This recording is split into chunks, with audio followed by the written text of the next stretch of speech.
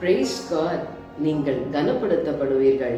ஏசாயா 43 அதிகாரம் 4 நீ என் பார்வைக்கு அருமையானபடியினால் கனம் பெற்றாய், நானும் உன்னை சிநேகித்தேன்.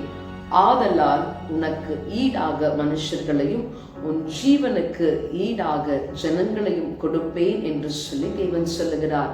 பிரியமானவர்களே, நம்மை கனப்படுத்துகிறவர், நம்மை சிநேகிக்கிறவர் தான் நீங்களும் நானும் ஆராதிக்கிற நம்முடைய ஆண்டவராகிய இயேசு கிறிஸ்து.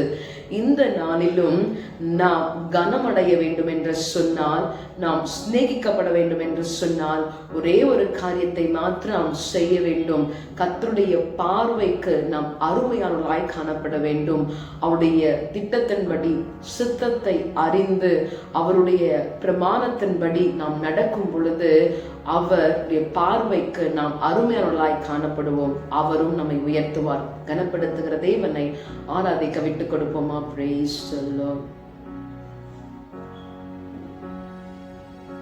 பலனடைய நிரப்பிடுமே பலத்தின் ஆவியே,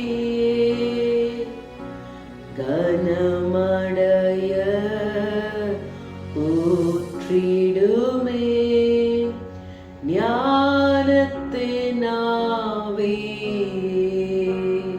ஆம் ஆண்டவரே, நாங்கள் கனமடைய, ஆண்டவரே, உம்மால் சிநேகிக்கப்பட ஒவ்வொரு நாளும் உமக்கு மாத்திரம் அருமையானவர்களாய் நாங்கள் வாழ்கிறதற்கு எங்களுக்கு உதவி செய்யும், ஆசீர்வதியும்.